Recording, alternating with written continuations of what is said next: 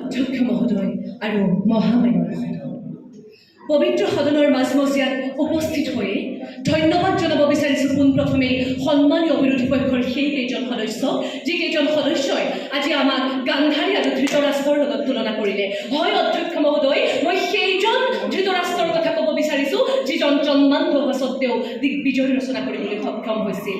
মাননীয় অধ্যক্ষ মহোদয়, বিষয়বস্তুৰ গভীৰতালৈ যোৱাৰ প্ৰাক মুহূৰ্তত লুটিয়াব বিচাৰিছোঁ ইতিহাসৰ পৃষ্ঠা। ঔপনিৱেশিক ইংৰাজসকলে ভাৰতীয়সকলৰ মন মগজুত এটা কথা সোমোৱাই দিব বিচাৰিছিল যে পশ্চিমীয়া শিক্ষা, সংস্কৃতি, বিশ্বাস, ভাষা সকলো আমাৰ ভাৰতীয় সভ্যতা সংস্কৃতিতকৈ বহু গুণে ওপৰত। আৰু এই ক্ষেত্ৰত তেওঁলোকে প্ৰধান অস্ত্ৰ হিচাপে ব্যৱহাৰ কৰিছিল ইংৰাজী ভাষা। ঔপনিৱেশিক সময়ৰ উচ্চ পদবী লাভৰ কাৰণে ইংৰাজী ভাষা জনাটো তেওঁলোকে বাধ্যতামূলক কৰিছিল। অৰ্থাৎ অধ্যক্ষ মহোদয়, শাসন সেইসকলে কৰিব যি ইংৰাজী ভাষা জানিব।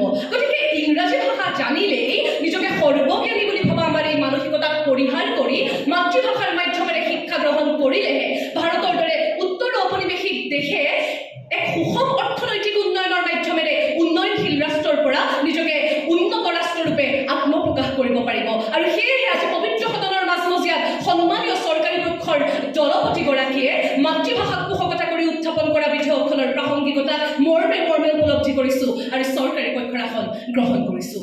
মাননীয় অধ্যক্ষ মহোদয়, সাম্প্ৰতিক ভাৰতৰ প্ৰেক্ষাপটত সৰ্বত্ৰে চৰ্চিত এটা বিষয় আত্মনিৰ্ভৰ ভাৰত।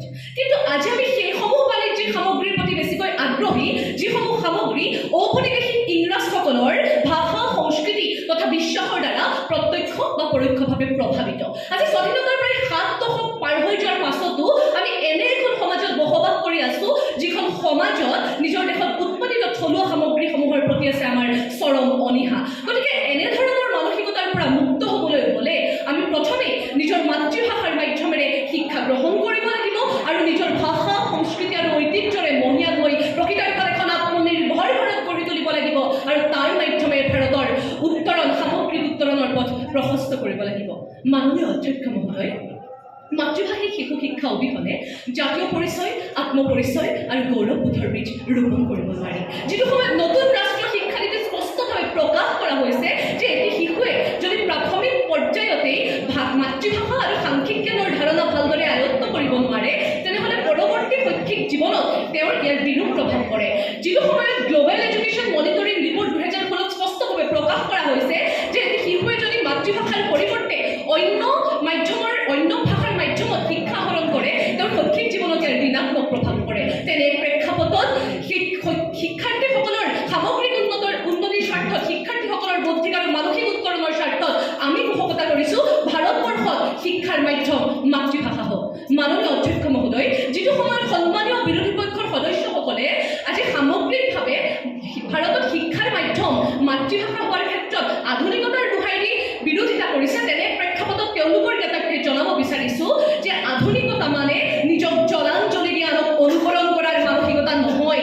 আধুনিকতা হৈছে পৰিৱৰ্তনক সচেতনতাৰে আঁকোৱালি লৈ নিজৰ স্থিতি আৰু পৰিচয় অটুট ৰাখি সময়ৰ লগত খোজ মিলোৱাহে। যিটো সময়ত সন্মানীয় বিৰোধী পক্ষৰ সদস্যসকলে গোলকীকৰণৰ দোহাই দি আজি সামগ্ৰিকভাৱে বিধেয়কখনক বিৰোধিতা কৰিছে তেওঁলোকৰ জ্ঞাতাৰ্থে মই জনাব বিচাৰিছোঁ ইউনেস্কো হৈছে এটা গোলকীয় সংস্থা যি শিক্ষাৰ মাধ্যম মাতৃভাষা হোৱাৰ পোষকতা কৰে।